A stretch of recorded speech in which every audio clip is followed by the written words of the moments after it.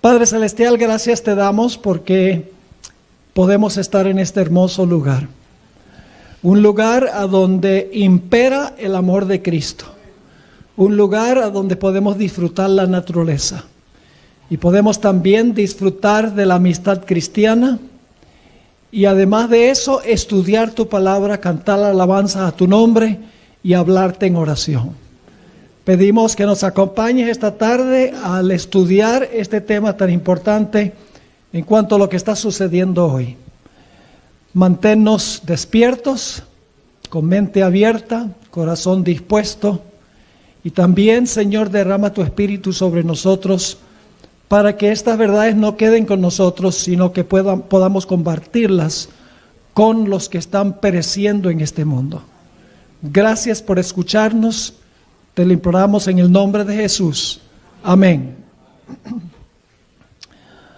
Una cita que siempre me ha impresionado del Espíritu de Profecía se encuentra en el Conflicto de los Siglos, página 595. Es muy bien conocida. Dice así: pero Dios tendrá en la tierra un pueblo que sostendrá la Biblia y la Biblia sola como piedra de toque de todas las doctrinas y base de todas las reformas.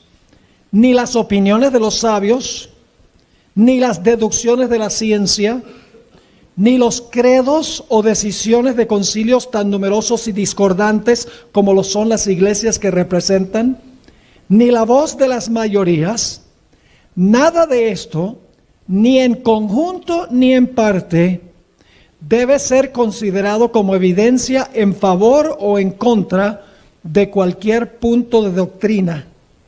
Antes de aceptar cualquier doctrina o precepto, debemos cerciorarnos de si los autoriza un categórico Jehová. Ese es el lema de la Iglesia Adventista. Ahora, en nuestros primeros dos temas hemos hablado sobre diferentes aspectos relativos al sábado. Hay un punto que cuando presento este tema sin los primeros dos temas, siempre traigo a colación, pero no lo voy a repetir acá. Y es que claramente, según la Biblia, los días de la creación fueron días literales de 24 horas como los conocemos nosotros hoy. Es decir, los días de la creación fueron días iguales a los días que nosotros tenemos hoy. Y la semana de 7 días es la misma semana de 7 días que existió al principio. La razón por la cual recalco este punto es que Satanás ha hecho muy buen trabajo, porque Satanás también hace buen trabajo, pero algún día va a pagar la pena por eso. Vamos a encontrar que según la Biblia y el Espíritu de Profecía, Satanás va a querer desarraigar del mundo la observancia del sábado. Eso lo sabemos nosotros. En gran medida Satanás ya ha tenido éxito en hacer eso. Lo ha hecho primordialmente a través de la teoría de la evolución. La mayoría de los seres humanos hoy creen en la evolución. Así que Satanás ha logrado en gran medida destruir la idea de una creación literal en 7 días literales y ha llevado a la gente a aceptar la teoría de la evolución que exige millones de años para que llegara a existir lo que nosotros conocemos hoy.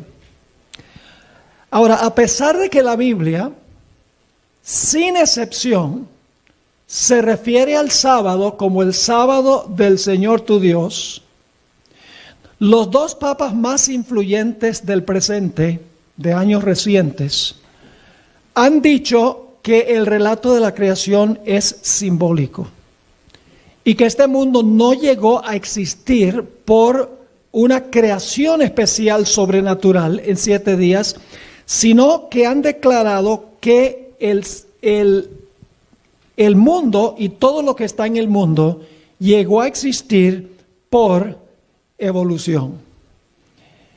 Ahora, es interesante que estos dos papas El primero de ellos, Juan Pablo II, quien gobernó por mucho tiempo, y más recientemente Francisco I, han documentado que ellos en realidad no creen en el relato de la creación, creen que todo llegó a existir por evolución. Quiero leerles una cita de un discurso que dio el Papa Juan Pablo II a la Academia Pontificia de las Ciencias el 22 de octubre de 1996. Voy a leer una porción de lo que él dijo. Pero antes de leer este comentario del Papa Juan Pablo II, quiero mencionarles que a partir del año 1950, la Iglesia romana comenzó a abrir la puerta a la idea de que este mundo llegó a existir por evolución. En ese año, el Papa Pío XII publicó una encíclica que se llama Humane Generis, que significa el origen de la humanidad o el origen del hombre. Y allí, por primera vez oficialmente en la Iglesia Católica, se abrió la posibilidad de que este mundo llegó a existir por evolución. Y claro, el Papa dijo, bueno, una vez que llegó a desarrollarse un simio muy desarrollado, tal vez un gorila o algo así, entonces Dios intervino y le dio un alma. Pero el simio fue el resultado de millones y millones de años de evolución. Así que el Papa Pío XII dijo, bueno, vamos a abrir la puerta porque la evolución a través de millones de años es posible. Bueno, en realidad el Papa Juan Pablo II fue un poco más allá. Y quiero leerles la cita que les mencioné.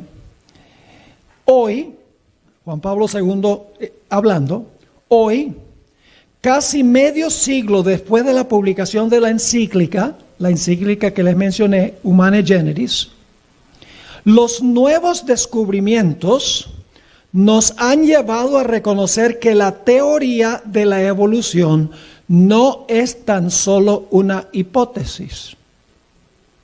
¿Qué está diciendo Juan Pablo II? Que la teoría de la evolución no solo es una ¿qué? Una hipótesis. Sigue diciendo, es extraordinario que esta teoría ha sido progresivamente aceptada por los investigadores como resultado de una serie de descubrimientos en los varios campos de estudio. La convergencia de estos descubrimientos, es decir, el hecho de que se han hecho descubrimientos en las diferentes ciencias, dice, la convergencia de estas investigaciones que se condujeron independientemente una de la otra es en sí un argumento significativo en favor de la teoría. Así que ahora Juan Pablo II está diciendo, ya no es solo una hipótesis. Dice, las diferentes disciplinas científicas, la biología, la microbiología, la química, etcétera, han demostrado, según él, que la teoría ya no solo es una teoría, sino que estas disciplinas ofrecen un argumento significativo en favor de la teoría. Quiero leerles la respuesta de un periodista a este discurso del Papa Juan Pablo II. En realidad, este periodista fue muy franco. Escribió que en realidad no se puede reconciliar la idea de la creación con la idea de la evolución. El Papa trata de decir, bueno, sí, Dios intervino y creó, pero Dios creó a través de la evolución. En realidad, este escritor va a decir, es imposible reconciliar la idea de que Dios es el creador y que todo existió, que el método que usó Dios fue el método de la evolución. Este artículo apareció en un periódico, la Chicago Tribune, que es el periódico principal de la ciudad de Chicago. Creo que es la cuarta ciudad más grande de los Estados Unidos. El 25 de octubre de 1996. Y escribió lo siguiente. En una declaración importante sobre la posición de la Iglesia Católica Romana en cuanto a la evolución, el Papa Juan Pablo II anunció que la teoría es más que una hipótesis y que la evolución es compatible con la fe cristiana. En un mensaje que escribió a la Academia Pontificia de las Ciencias, el Papa dijo que la teoría de la evolución ha sido reforzada por estudios y descubrimientos científicos que se han hecho desde el tiempo de Charles Darwin. Ahora va a decir, si se toma el relato literalmente, la perspectiva bíblica del origen de la vida y el punto de vista científico de Darwin parecieran ser irreconciliables. Según el relato de Génesis, la creación del mundo y de Adán, el primer ser humano, tomó 6 días. Según los científicos, el proceso de la evolución, con sus mutaciones, selección natural y la supervivencia y proliferación de las nuevas especies más aptas, ha tomado billones de años. Así que este escritor dice, no se pueden reconciliar esas dos ideas, de que Dios usó la creación como su método, que la evolución como su método de creación. Dice, o es una cosa o es la otra cosa. Ahora, el Papa Francisco fue aún más explícito. Quiero leer lo que dijo el Papa Francisco. En realidad, él dijo que él cree que el universo se originó con el Big Bang. ¿Han oído hablar del Big Bang? Que hubo una pequeña partícula en alguna parte del universo y hubo una explosión y entonces empezó a crear el universo y eso comenzó el proceso hace 13,000 millones de años, según los científicos. Esto es lo que dijo también en un discurso a la Academia de las Ciencias el Papa Francisco. El Big Bang, que hoy aceptamos como el origen del mundo, está diciendo que él lo acepta, que aceptamos, la Iglesia Romana. El Big Bang que hoy aceptamos como el origen del mundo no contradice la intervención de un creador divino, sino que la requiere. La evolución en la naturaleza no es incompatible con la noción de la creación, ya que la evolución requiere la creación de seres capaces de evolucionar. Es decir, Dios comenzó el proceso, incorporó en el proceso la capacidad de las cosas a evolucionar hasta llegar a donde estamos ahora. Así que Dios intervino originalmente. Sigue diciendo, cuando leemos el relato de la creación en el Génesis, corremos el riesgo de imaginarnos a Dios como un mago con una varita mágica que le permite hacer todo, pero no es así. Palabras del Papa Francisco I, un hombre que no cree en la creación. Es más, en su encíclica Laudato Si, el Papa claramente dijo que el relato de Génesis es un relato simbólico, es decir, no se puede tomar literalmente.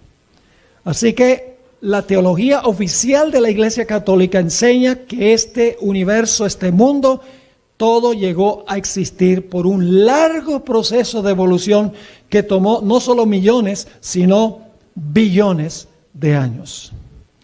Ahora, esto tiene implicaciones muy serias y quiero compartir algunas de esas implicaciones con ustedes.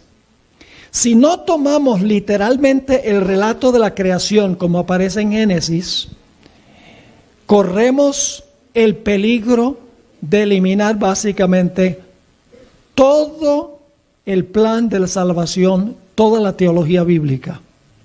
Déjenme darles algunos ejemplos. Según la Biblia, el matrimonio debe ser entre un hombre y una mujer. Génesis dice que el matrimonio debe ser heterosexual, ¿sí o no? Sí. Dice, por tanto, dejará el hombre a su padre y a su madre, el hombre dejará padre y madre, se allegará a su mujer y serán una sola carne. Dios estableció el matrimonio heterosexual. Pero ¿qué sucede si esa parte del relato de Génesis no ocurrió como dice Génesis? Entonces cualquier clase de matrimonio es aceptable, porque no tenemos ninguna autoridad bíblica que nos dice que tenemos que tener un matrimonio heterosexual. ¿En qué se basa la distinción de género. ¿Cuántos géneros creó Dios? Creó Dios. Dice, varón y hembra los creó. Pero ¿qué sucede si el relato de la creación no ocurrió literalmente, sino que es simbólico? Entonces no hay una base bíblica para decir que hay dos géneros. Se puede tener 50 o 60 géneros como la gente está diciendo hoy en día, porque se deshicieron de la base bíblica donde dice que hay dos géneros. Pero es más serio aún. ¿Qué sucede con el sábado si el relato de la creación no fue literal? No se puede decir que debemos guardar el sábado, al menos que Dios fundó el sábado literalmente, como dice el libro de Génesis. Además de eso, el Papa Francisco contradice su propia teoría. La evolución funciona a base de la supervivencia del más fuerte. Se conoce como selección natural. Es decir, el fuerte gana y el débil desaparece. Ese es el principio fundamental de la evolución. Pero este Papa ha dicho, los fuertes deben ayudar a los débiles. Los ricos deben ayudar a los pobres. Los que están sanos deben ayudar a los enfermos. Su consejo contradice la evolución, porque esa no es la forma como la evolución funciona. Además de eso, hay otra implicación, y es, ¿cuánto tiempo más tenemos que esperar hasta que concluya y culmine el proceso de evolución? ¿Cuánta esperanza nos da de un clímax del proceso evolutivo? ¿Qué hace con la segunda venida? Destruye la idea de una segunda venida inminente. ¿Y saben algo? ¿Cuántos de ustedes han oído alguna vez a Francisco I hablar de la segunda venida como la gran esperanza del planeta Tierra? Nunca. Porque el concepto que tiene el papado no es que este mundo va a mejorar porque Cristo va a venir del cielo y va a hacer cielos nuevos y tierra nueva. El papado enseña que la iglesia toma las riendas del poder civil, resuelve todos los problemas de la sociedad para establecer una sociedad ideal, una era de oro en el planeta Tierra. Desde el tiempo de San Agustín, ese ha sido el concepto de la Iglesia Católica. Es más, ellos interpretan la piedra de Daniel el capítulo 2 como la iglesia. Es decir, la iglesia es la que va a destruir a todos los reinos de la tierra y entonces la iglesia llegará a ser un imperio universal. No creen que la piedra que golpea la imagen representa la segunda venida del Señor Jesucristo. ¿Cuánto tiempo más entonces tenemos que esperar para que Dios haga cielos nuevos y tierra nueva? Si estamos en el proceso de la evolución, ¿cuánto tiempo más, cuántos millones de años más hasta que se resuelvan todos los errores y las fallas del proceso evolutivo? Además de eso, la teoría que sostiene el Papa Francisco I y la Iglesia Romana malogra y mancha el carácter de Dios. Es un ataque en contra de la omnipotencia de Dios. Y ustedes dicen, ¿por qué? Yo pregunto, ¿acaso Dios no tiene suficiente poder como para haber creado todo desde un comienzo? Que tenga que usar un método de largo tiempo de sufrimiento, de desaparición de especies, de crueldad. ¿Acaso Dios no es suficientemente poderoso como para hablar y que las cosas salgan bien desde un principio? Es un ataque frontal contra la omnisciencia y la sabiduría de Dios. ¿Acaso Dios no es suficientemente sabio como para hacer todo perfecto, todo funcionando con precisión desde un comienzo? Es un ataque también frontal contra el amor y la misericordia de Dios, porque los que han estudiado la evolución saben que es una teoría muy cruel, donde hay mucha muerte, mucho sufrimiento, mucha crueldad en el proceso de desaparecer especies y que sobrevivan las especies más fuertes o más poderosas. ¿Cómo es que Dios, un Dios que se preocupa cuando un ave, cuando un pájaro cae de un árbol, un Dios que cuida de los lirios del campo, un Dios que tiene contados los cabellos de nuestra cabeza, cómo es que Dios puede haber usado un método tan cruel como el método de la evolución para crear lo que existe en el mundo? Además de eso, es un ataque frontal contra la redención.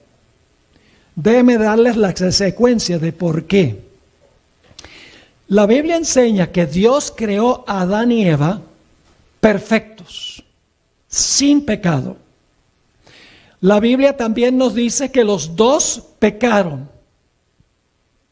Y cuando pecaron, el virus del pecado se extendió a toda la raza humana. La consecuencia del pecado proliferarse a través de toda la raza humana causó la muerte. Y como vino la muerte, necesitamos a un redentor.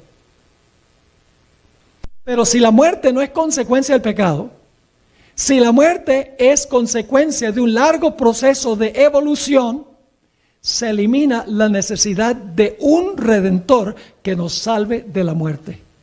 Elimina la redención. Ahora quiero entrar en una descripción de la historia, de lo que ha estado sucediendo primordialmente desde el Concilio Vaticano II.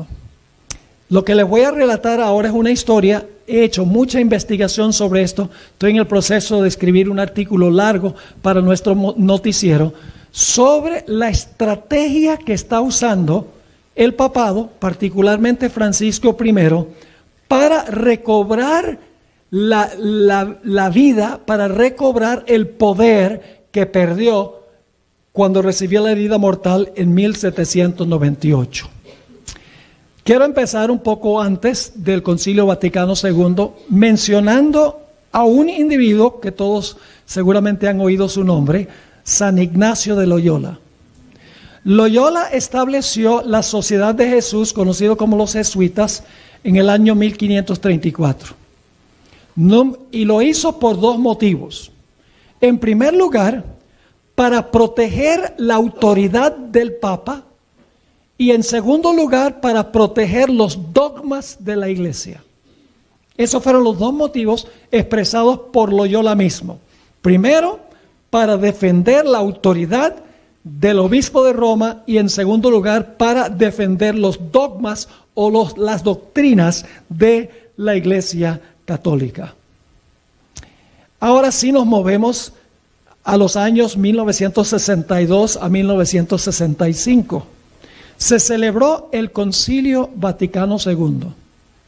La palabra clave que definió ese concilio era ayornamiento, que significaba renovación. En ese concilio, que transpiró durante los pontificados de Pablo VI y de Juan XXIII, en la Iglesia Católica comenzó a desenfatizarse las doctrinas de la Iglesia y también la autoridad del obispo de Roma.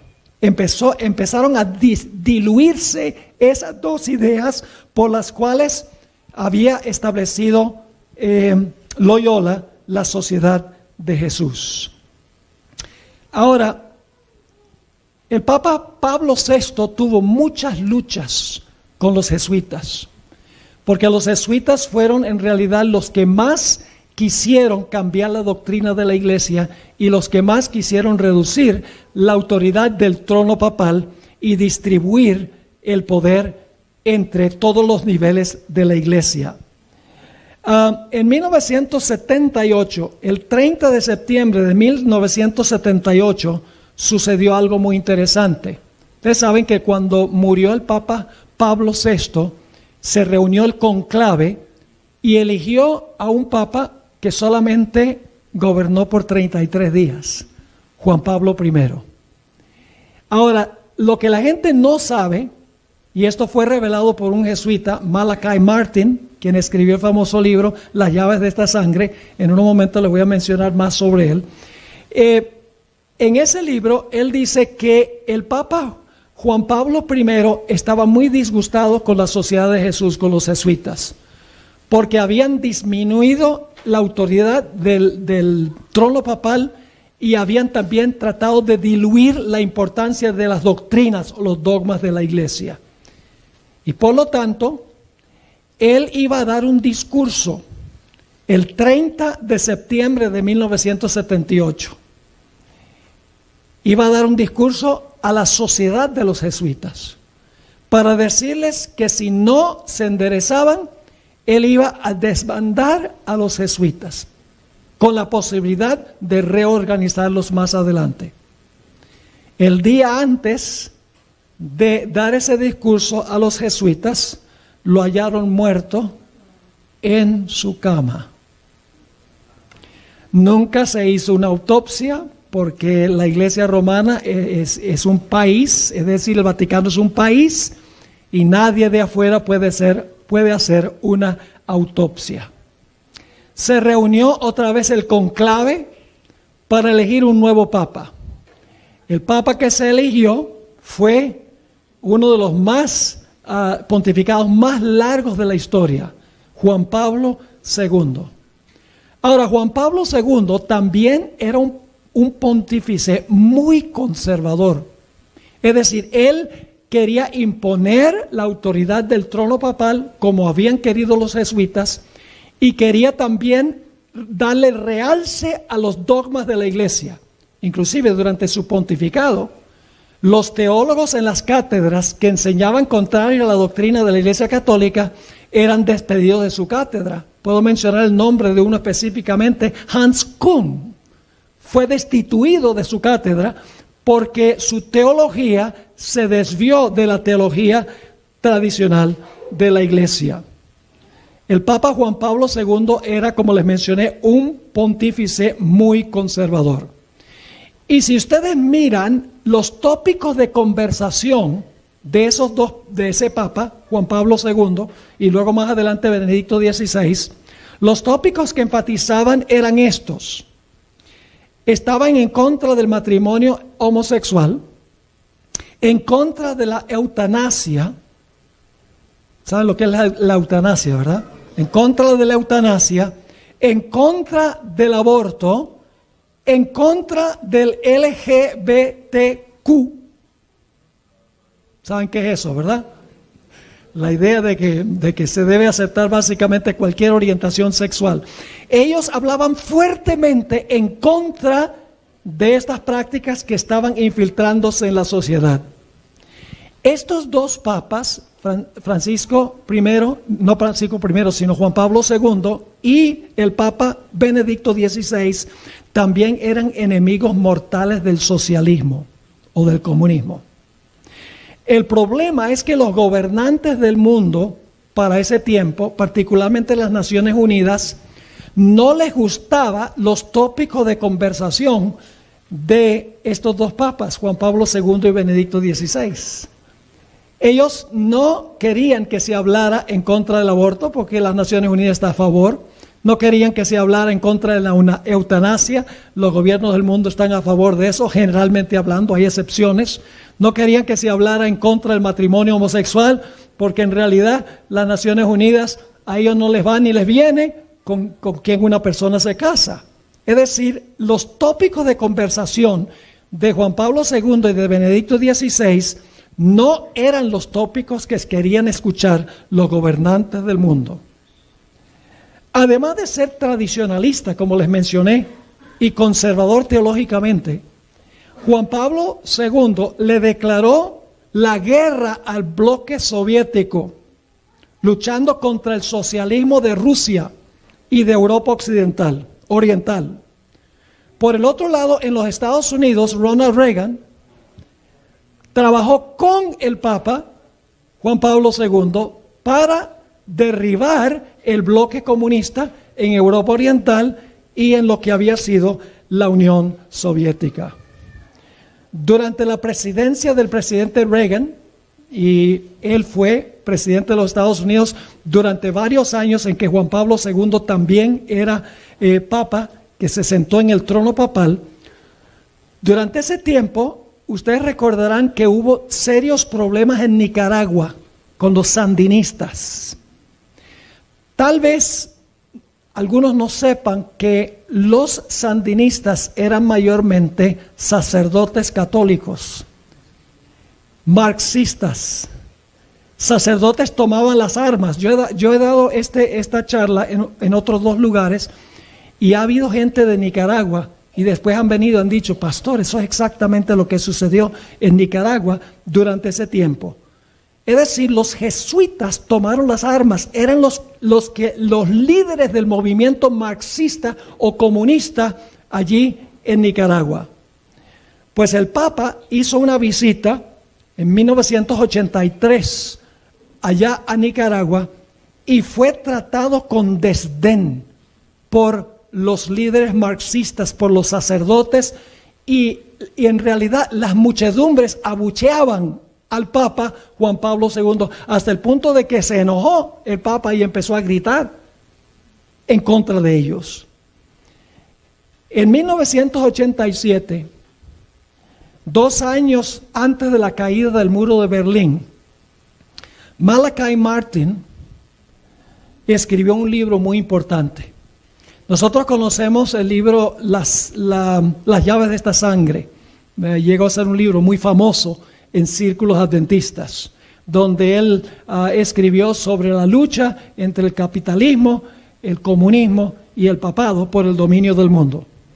Pero Malachi Martin escribió otro libro. El nombre del libro, Los Jesuitas. Y un subtítulo, cómo los jesuitas han traicionado a la Iglesia Católica.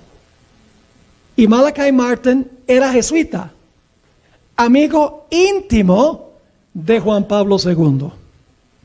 Como les mencioné, cuando Juan Pablo II visitó a Nicaragua en 1983, marzo de 1983, los sacerdotes sandinistas lo trataron con desdén, abucheándolo públicamente.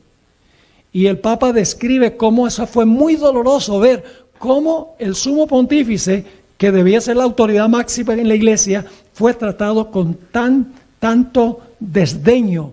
Y cómo los sandinistas reinterpretaron la teología de la iglesia diciendo que todas las historias de la Biblia, como por ejemplo la historia del Éxodo, eso no pasó como dice la Biblia, sino que describe simbólicamente la lucha de los marxistas contra los gobiernos democráticos del mundo.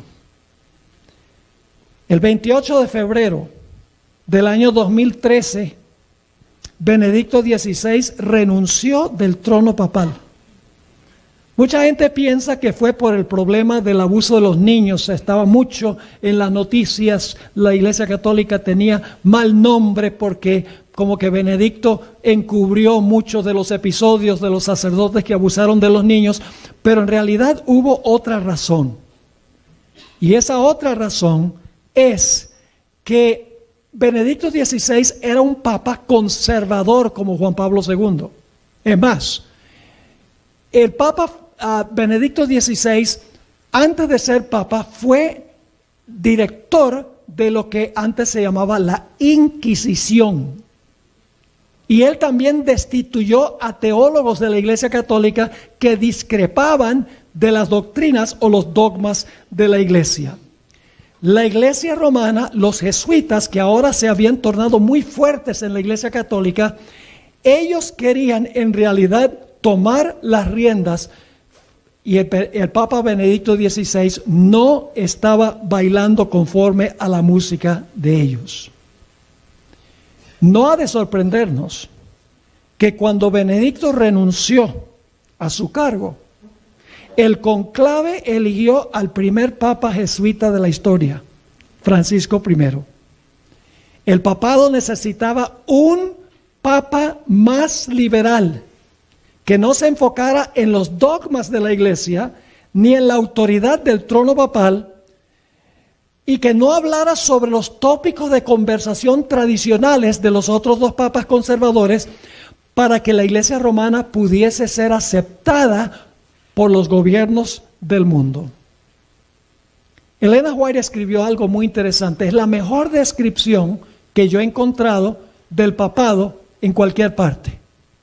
Escribió lo siguiente: forma parte de su política, del papado, asumir el carácter que le permita realizar mejor sus propósitos, pero bajo la apariencia variable del camaleón, oculta el veneno invariable de la serpiente.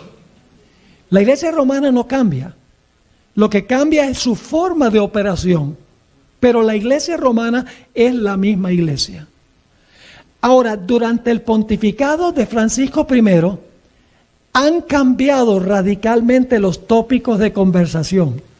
Solamente se han estado leyendo las publicaciones del Vaticano y han estado leyendo los periódicos, sabrían que los tópicos de conversación ahora no son los mismos de los dos papas anteriores, los dos papas conservadores, que querían preservar la teología católica y querían preservar la autoridad del trono papal. Ahora los tópicos de conversación son el cambio climático, la pobreza, redistribuir la riqueza de los países ricos a los países pobres, el bien común, la inmigración libre y la salvación del núcleo familiar. Esos son los nuevos tópicos de conversación. Ya casi no se toca nada sobre el aborto, sobre la eutanasia, sobre LGBT. Es más, le preguntaron al Papa Francisco qué pensaba del matrimonio homosexual y dijo: ¿quién soy yo para juzgar? Porque esos tópicos no son populares con los gobernantes del mundo, que son seculares. Ellos están a favor del matrimonio homosexual, de LGBT, están a favor de todas estas cosas, de una inmigración libre, están a favor de resolver el problema del cambio climático, etc. Si nos enfocamos en las doctrinas, en la ortodoxia, las iglesias nunca se pueden unir. Si la iglesia adventista y los presbiterianos y los luteranos y los metodistas todos se enfocan en sus doctrinas, ¿podrían algún día unirse con la iglesia católica? No. Tendrían que echar a un lado las doctrinas distintivas y tendrían que estar de acuerdo con los tópicos de conversación que existen ahora en la iglesia romana. El cambio de opinión de los políticos para con la Iglesia Católica se vio en septiembre del año 2015, cuando el Papa dio un discurso para el 70 aniversario de la Asamblea de las Naciones Unidas. Yo vi ese discurso en televisión, después lo leí, y después que el Papa terminó su discurso, donde no tocó prácticamente nada sobre los tópicos controversiales, sino que habló de la pobreza y habló de la inmigración y habló del cambio climático, etcétera. Por varios minutos después, los representantes del mundo se pararon, aplaudieron de una forma increíble el discurso que había dado el Papa Francisco, el primer Papa jesuita.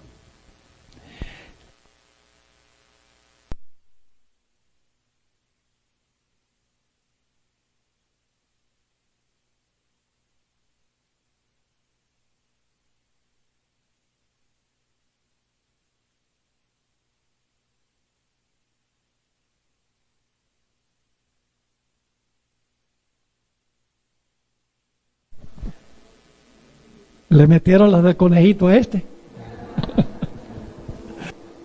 Volvemos. Podemos captar este nuevo énfasis del papado sobre otros asuntos que no son doctrinales por una entrevista que hizo un periodista italiano con el nombre de Giuseppe Rusconi. Le hizo la entrevista Arturo Sosa Abascal.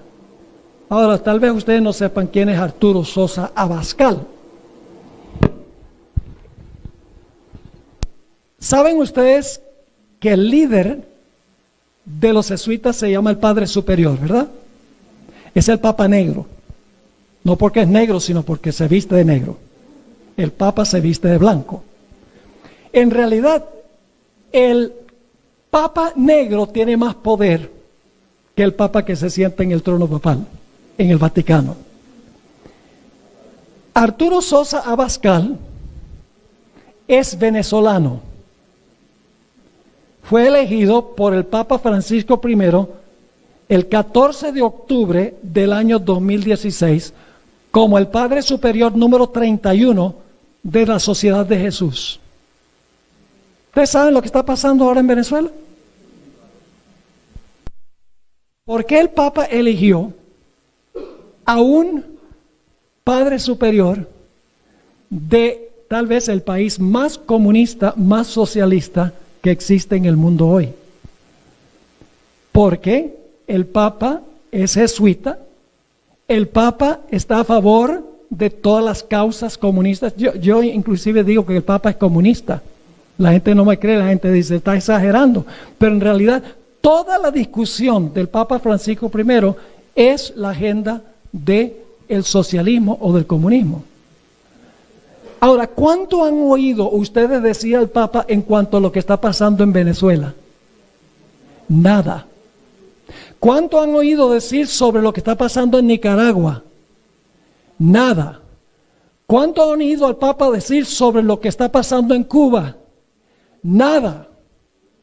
Porque este Papa está de acuerdo con lo que está pasando en Ecuador y en Chile, en Perú, en todos estos países.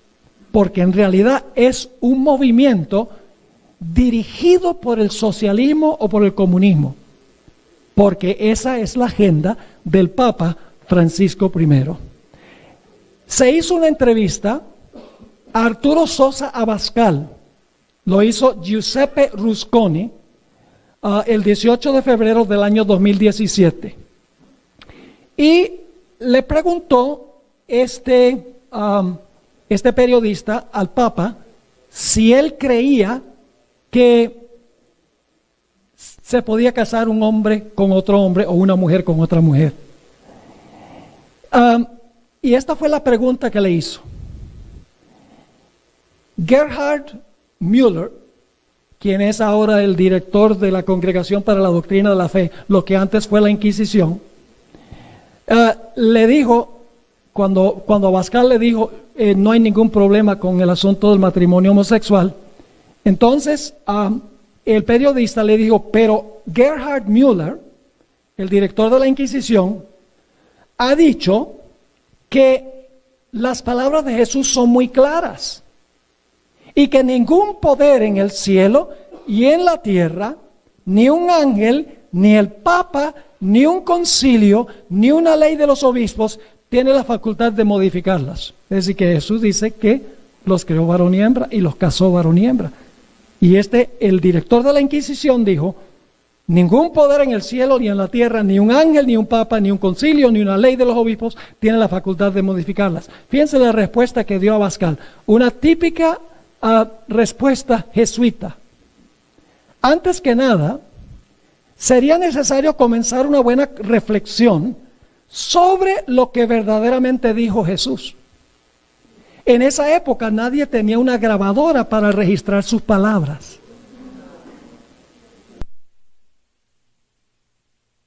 En el último siglo han surgido en la iglesia muchos estudios que intentan entender exactamente lo que quería decir Jesús. Esto no es relativismo, pero certifica que la palabra es relativa. El Evangelio está escrito por seres humanos. Está aceptado por la iglesia que a su vez está formada por seres humanos. Por tanto, es verdad que nadie puede cambiar la palabra de Jesús, pero es necesario saber cuál ha sido esa palabra. Y luego dijo, la iglesia se ha desarrollado en el transcurso de los siglos y no es un pedazo de concreto reforzado.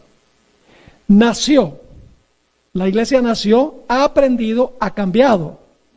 Por esto es que se celebran concilios ecuménicos, para enfocarse en los desarrollos de las doctrinas.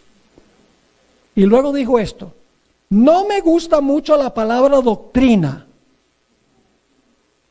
pues despierta en la mente la idea de algo que es duro como la piedra, Más bien la realidad humana es mucho más matizada, nunca es blanca o negra, está en continuo desarrollo.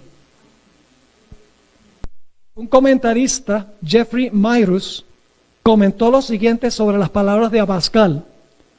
En otras palabras, el general Sosa Abascal demostró su compromiso total con el modernismo teológico que sostiene que la cultura humana determina qué es verdad para nosotros en cada época. ¿Están captando el cuadro? Y solamente le estoy presentando un pedacito de la investigación que he hecho sobre este asunto. Ahora, el Papa Francisco se ha enfocado en 3 tópicos principalmente. Número 1, el cambio climático. Ahora, yo creo que hay cambio climático. El que dice que no hay cambio climático está ciego, porque hay cambio climático. Pero hay 2 cosas que hay que recordar. Número 1, ¿cuál es el motivo del cambio climático? Ese es un punto muy importante. ¿Cuál es el motivo? ¿Y por qué es que el Papa está usando ese tópico específico de conversación? Yo pregunto, ¿cuál fue el más grande cambio climático en toda la historia? El diluvio. Y fue porque la gente usaba mucho petróleo.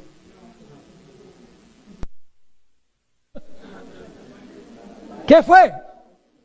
La maldad del hombre era mucha en la tierra. Hay cambio climático, pero no se debe al uso de mucho petróleo, porque en realidad el estiércol de todos los animales del mundo suelta más gases que el petróleo. Y el Papa, como buen argentino, le gusta su bistec. Puede ser un factor, pero no es el factor principal.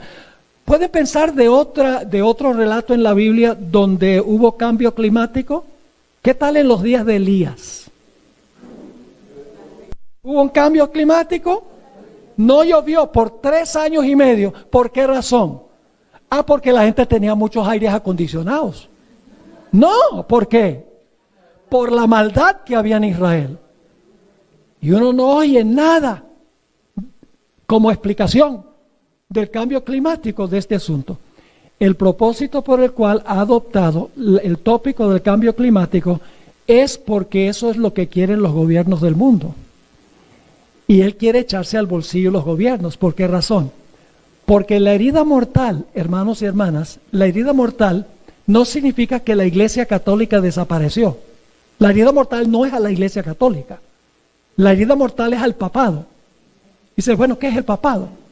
El papado es la unión de la Iglesia con el Estado. La herida mortal significa que el Estado le quitó su apoyo. Para sanarse la herida, ¿qué tiene que pasar? Los gobiernos del mundo tienen que hacer lo que el papado quiere. Ese es el sanamiento de la herida mortal. Así que, aún antes de ganarse a los protestantes, el papado tiene en primer lugar que echarse al bolsillo a los gobernantes del mundo. Porque quiere usarlos para cumplir sus propósitos. Y para eso tiene que usar los tópicos de conversación que les gusta a los gobiernos del mundo. El cambio climático es uno de ellos. Y el Papa ha conectado el cambio climático con el sábado. Él dice, el planeta necesita un día de descanso. ¿A que no adivina qué día dice es? El domingo. El segundo tópico de conversación es la necesidad de que los dueños de las empresas le den a los pobres por lo menos un día a la semana para descansar. ¿A que no adivinan qué día es ese? El domingo. El tercer tópico es salvar a la familia. Y yo tengo citas y discursos que el Papa ha dado en diferentes sitios, artículos que ha escrito, donde dice que la familia tiene mucho ajetreo, está en movimiento todo el tiempo, no tiene tiempo para comer juntos ni para ir a la iglesia. No. La familia necesita por lo menos un día que sea para la familia. ¿A que no adivina qué día es ese? El domingo. Es precisamente lo que está diciendo los gobiernos del mundo. Ahora, quiero leerles una cita de Laudato Si, donde dice el Papa Francisco I, El domingo, la participación en la Eucaristía tiene una importancia especial. Ese día, es decir, el domingo, así como el sábado judío, se ofrece como día de la sanación de las relaciones del ser humano con Dios, consigo mismo, con los demás y con el mundo. Pero la Biblia dice que el sábado es para eso. El sábado es para reconciliar o establecer una relación fuerte entre el hombre y Dios, con uno mismo, con los demás y con el medio ambiente, con el mundo. Estas causas son loables, pero el Papa se equivocó de día. El mundo necesita saber lo que está pasando. Yo no soy muy dado a creer en conspiraciones, pero después de haber leído el libro de Malachi Martin, escrito en 1987, escuchen bien, 1987, ¿hace cuántos años es eso? Hace 32 años. Lo que él escribió en ese libro está pasando al pie de la letra hoy. Y él fue jesuita y murió bajo circunstancias misteriosas también. Ahora quiero terminar mencionando lo que mencioné anteriormente. Y es que el conflicto final no tiene que ver primordialmente con días, sino con autoridades. El papado no puede conservar el sábado como día de reposo, porque si conserva el sábado, está diciendo que cree en el relato de la creación. Tiene que establecer otro día, que es un día rival, el domingo. La Biblia sencillamente dice que al final de la historia, los que observan el domingo a sabiendas que la Biblia dice que es el sábado, van a recibir la marca de la bestia, porque aceptan la autoridad del poder que profesa haber cambiado. Por el otro lado, están aquellos que van a obedecer a Dios, por amor a Dios lo van a obedecer, aún a riesgo de entregar sus vidas para serles fieles a Jesús. Ellos recibirán el sello de Dios. Detrás de los días está cuál autoridad obedecemos nosotros. La autoridad de Dios, que estableció el sábado como señal, o la autoridad de la bestia como la señal que la bestia estableció. Esa será la prueba final. Y escuchen bien, Dios levantó a esta iglesia, la iglesia adventista del séptimo día, para un tiempo como este. Nuestro nombre es providencial. ¿Cómo? ¿Que es providencial? Sí. La palabra adventista, ¿qué significa? Creemos que va a haber un fin sobrenatural, milagroso, instantáneo, donde Jesús vendrá para arreglar este mundo. Séptimo día, que nos dice que creemos que el relato de la creación ocurrió literalmente como dice la Biblia. Creemos en un comienzo divino y en un fin divino. Nuestro nombre es un nombre evangelístico que el mundo necesita conocer y entender. Padre Celestial, gracias te damos, porque nos has llamado de las tinieblas a tu luz admirable. Gracias, Padre, porque nos has llamado para pertenecer a este gran movimiento adventista. La última esperanza para el mundo, porque no hay otra iglesia que tenga el mensaje que nosotros. Y lo digo no por arrogancia, sino porque es la verdad, que tenemos el mensaje para el mundo al final de la historia. Ayúdanos, Señor, a no esconder este mensaje bajo un admud, sino que lo proclamemos con vigor, con claridad, para que la gente pueda entender cuáles son los asuntos que van a dividir al mundo y puedan colocarse del lado del Señor. Gracias te damos por haber estado con nosotros. Pedimos que nos sigas acompañando en la reunión que sigue y también en las reuniones que restan. Te lo pedimos en el nombre precioso de Cristo nuestro Salvador. Amén. Amén.